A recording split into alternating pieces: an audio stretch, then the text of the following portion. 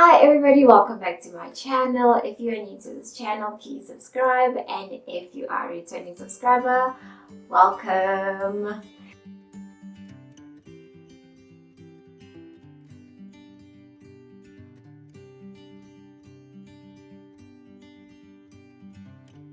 Okay, so today we'll be talking about children ministry and our visit to Jackson's Ridge the other day. Those of you who do not know, I'm a Sunday school teacher, and it's one of the things I really enjoy doing. So I'm super excited to share what we learned with you. If you are a Sunday school teacher yourself and you'd like to know what we learned about, and you'd like to hear what was said, or you just are intrigued about the ministry itself, please stay tuned.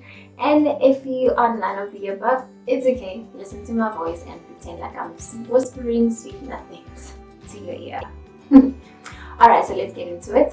Firstly, Jackson's Ridge, it is a fully children ministry foundation, and they concentrate on camps and also trainings. The training part is what we attended, and this happened on July 13th. Yes, the drive there was a long time. I'm from Johannesburg in Kempton Park, so it was about an hour and 45 minutes, 2.5 if you're a really snail driver. Getting there was not a problem, but the road that we used, guys, was a serious problem because there was gravel and we were driving at 20 kilometers per hour.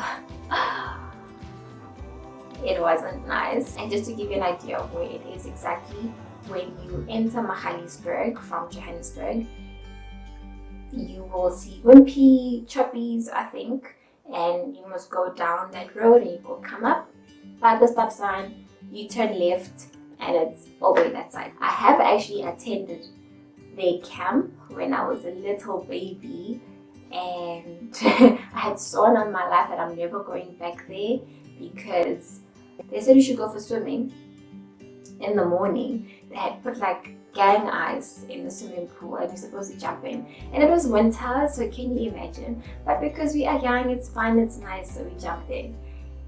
When it was time for me not to come up, I couldn't. So I'm like, what is going on?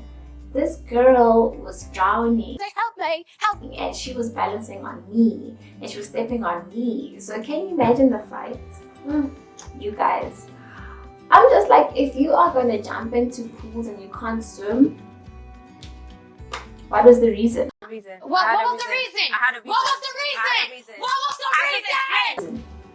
Anyways, now that I'm grown and I have learned better, I now know how to swim and I can face my phobia. Just to also tell you guys more about the training, Jackson's Ridge usually holds trainings throughout the year. You can check on their website, I will link it for you down below. And the training we went to was for children ministry foundations, and even in that they have different parts. They have 101, 102, leadership, kids with special needs. We chose 102 because we felt that applied to what we wanted to learn and our ministry as a whole. The total cost per person is 230. Let me actually check that because I don't want to be called out. Imagine Sunday school teacher gives us wrong information. Just give me a second, please. Oh, okay. You see, it's a good thing I checked. So for an individual fee, it's 240, but if you go in there as a group, it is 230 per person. Not much difference, but okay. The price for me is not so bad. It's okay, it's doable.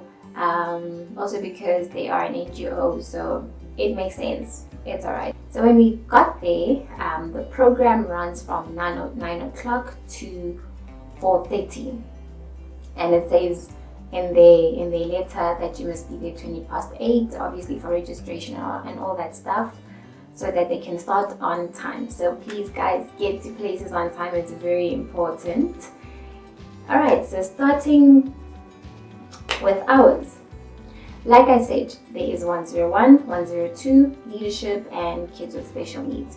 And we did 102. And this is what we learned. So the book they have given us And we had, how many speakers? We had two people teaching us. When we got there, we did a whole welcome, and there was a Pastor Posh that did a whole group welcome and to introduce what this is really. Then we were split into our teams, and we had our first lady speaking to us, and then we had another guy afterwards after lunch. So yeah, that's basically how it went. But I'll just go through the book. I won't be telling you in detail exactly what is in here. I'll just be giving you key points, what I took out from it, and what I want to apply to our lessons. So let's get straight into it. So the first topic that they are tackling in this book is lesson planning, which is a good opener, I feel, because what are you doing in children's ministry if you don't even know how to prepare a lesson or why you should be doing a lesson plan, right? Key points I took from it, from this particular section, were 4 points. First one being preparation. And it says here you must pray. This is very obvious. Whatever you do in church, you need to pray before you start, after you start. Duh. And it says here, you need to take into consideration that the kids that you are dealing with have high energy and they need a lot of attention. So it takes a much more in detail preparation compared to other ministries. Unlike an adult session, these are kids. So they will need large loads of equipment and supplies to every service. And you will need to practice. So let's say, for example, you are doing a puppet show to drive your message for the Sunday. You will need to practice. You will need to know the songs. You will need to know your lines. You can't just get there and be like, boom, and work off of, I know my Bible. It needs to be a bit more in depth than that. And obviously you need to also rehearse. Second point that I took out here was the purpose of children ministry. You need to understand the purpose of the children ministry so that you know what you are doing, what you are getting yourself into. You understand what is required from you as a person. They say here that children need a service specially designed for them, which is true. I agree. You cannot teach what you teach the older people, youth, young adults, adult church to kids. You're gonna lose them, you're gonna lose their concentration, you are going to bore them to death. So Jackson's Ridge, they say that they believe children are important and have different needs to adults, which is true. I also agree with that. And therefore they are saying that the topics, or your lessons rather, should be fun, should be exciting, should be engaging. You should really be on your A game when you go to children ministry. So if you know you are a soft-spoken, you want everything to be calm kind of person, maybe go to a different ministry, because this one needs a lot of energy. You cannot be boring. You need to know how to storytell. You need to know how to engage kids on their level. You need to know how to dumb down a lot of things. Third point here was the pattern. So, for example, you get to your lesson, you do praise and you pray, open in prayer, you do praise and worship, you maybe do giving depending on your Sunday school, and then you start your lesson. That should be in order. You should have that pattern. Also, you need to have a variety of things that you teach. So in your lesson, you cannot have Adam and Eve sinned and they were told to leave the Garden of Eve and. You cannot just be reading like this.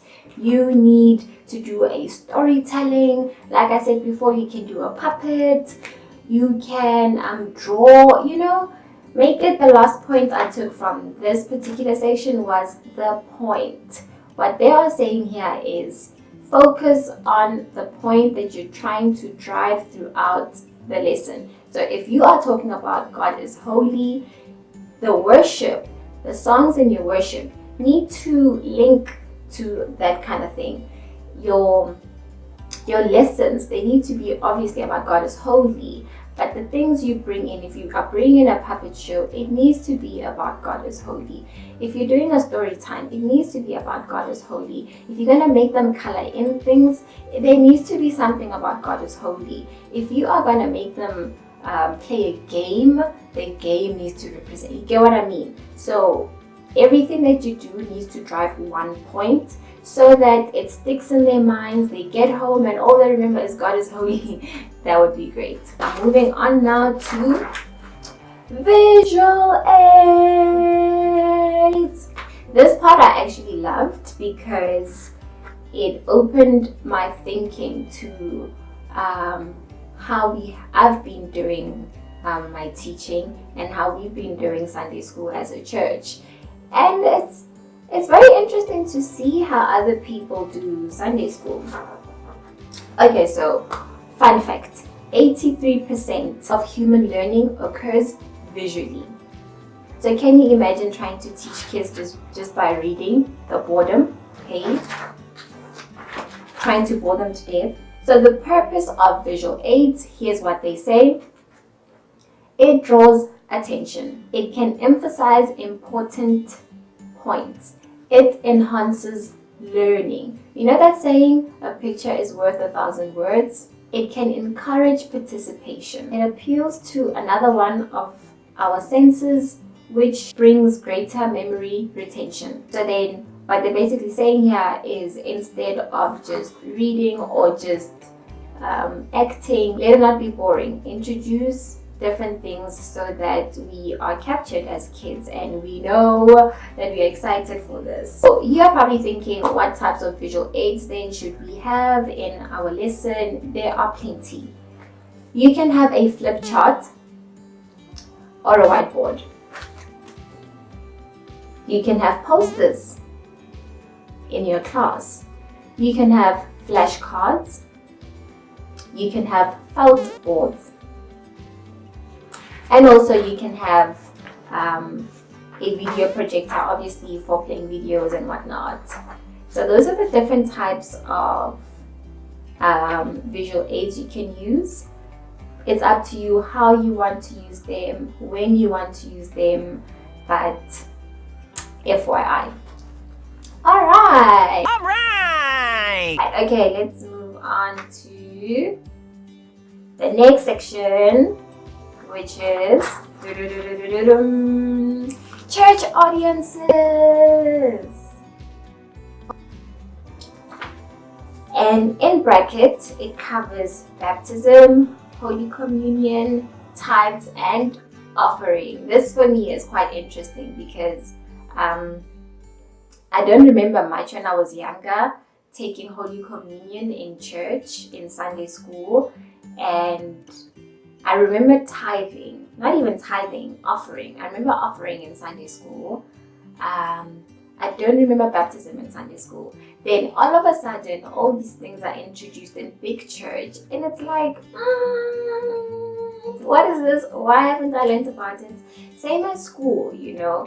In high school, you have learned everything that you don't need. I'm joking. Everything that wasn't necessarily part of life. It is, just like not the major part. So yeah, in a nutshell with this section, it's a lot of reading that goes on here. It's a lot of reading, and reading all of this is going to be boring. I'm going to give you, in summary, very quickly, what they are basically saying is, if a child wants to be baptized, you will then need to teach them about baptism before you baptize them. You will need to teach kids about Holy Communion before you start having a Holy Communion in your Sunday school. Help them understand the importance of Holy Communion and why we take it. With tithes, same thing. Teach this to the kids. Also offering. Teach them why we do tithes and offering. Why is it that when you are older, there are certain things you do? So that it is a culture built from small until they grow older. So that it's an understanding that they've always had, and it's not something new introduced to them, because then it's easier for them to block it out because they're like, whoa, you know. Anyways, moving on. Keeping kids under control. No, I said that wrong. Keeping kids controlled. That's what it says here. This for me, guys, the first line the guy said was 95% of your discipline problems are because you are boring. Oh my word. I was like, wow. Am I boring? Wow. Because I have had, I'm sure you also have had, on a particular Sunday, kids are just whiling. They're whiling. And how do we deal with this? For a minute there, I was really touched. I might be boring. But you know what? I was open to it. I might be boring. So what can I then do to, take control of my situation and make things better? Another thing he said, which is actually very hurtful, was major discipline problems are a result of lack of adults. Let that sink in. I'll say it again. Major discipline problems are a result of lack of adults. Guys. So anyways, getting straight into it, what he says here is there are 4 main reasons why we lack control over our kids in Sunday school. 1 being fear, 2 being desire, 3 being consistency, 4 being preparation. I'll break that down for you just now. So the fear part, we fear angering kids. We fear hurting children. We fear being too strict, and that's why we have discipline problems. And that is so true. You look at this cute little child and you're thinking, oh, I need to discipline you, but like, oh my word, you're gonna hate me afterwards. The second one, desire. What they're highlighting here is, do we have that enthusiasm, that desire to actually do what we are doing? Are we caring enough to keep them in check because it is for their own benefit? Or are we just doing things because, this has to be done? I mean, it's church after all. 3, consistency. So guys, this one I really resonate with because I think I have a problem here. Kids can read you like a book. Sunday you are, don't do that, I'm very serious, I am not gonna give you a sweet. And then the next week you give them a sweet and you don't really follow up on your threat. You are cold, you are hot, what are you? They can easily discern when to misbehave. So we need to be consistent. We need to be consistent and mean what we say. Last one being preparation. I think everybody here will get it. I mean, if you are not prepared for your lesson, it's a disaster already. That speaks volume on its own. Moving on, getting children into ministry. So they express here that most churches, they just send kids off to Sunday school as a babysitting tool without actually paying enough respect to it, without paying enough attention to it, and giving it the proper tools it needs to be a functioning Sunday school for kids. What this means is we need to treat Sunday school as Sunday school, as a lesson to inform these children about Christ. We only have, I don't know how long your church goes down for, we only have an hour and 30 minutes, I can say, to teach every Sunday. That's once a week, an hour and 30 minutes. And this whole time they are out there in school with friends, with the world. So why should we have Sunday school, and why should we encourage the kids to go to Sunday school? Firstly, because it's God's plan. In this book, they make a reference to Samuel. So go read it up. try understand it, or just get the book and read the whole thing. But yeah, I think it's very self-explanatory. It's God's plan for us to have kids ministry, because what you teach a child. Next one, how to lead a child to Christ. I got it right. So, how to lead a child to Christ. Your lessons, they should be everything biblical proof. You cannot be teaching kids otherwise, because they are going to inquire, and if they sense a slight hint of doubt, you've lost them.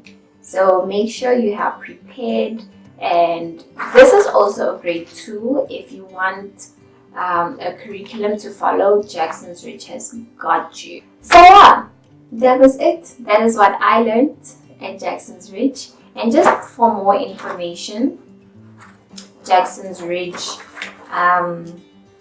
they offer, it says here, I'm reading here, I'm not promoting, I am not gassing up Jackson's Ridge, this is what they say. Jackson's Ridge offers the largest selection of children's ministry supplies and materials in South Africa. So yeah, you will find everything you need to find in their website. Give them a call.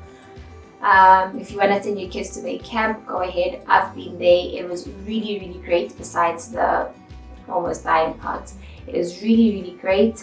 And I've now been to their training. I thoroughly enjoyed it. The church has done their curriculum in the past, but I wasn't with them then, and they've loved it. It worked. At the moment, we are doing Friends Forever. I'll also put in links below. So yeah, that was it. Until then, I'll see you on my next video.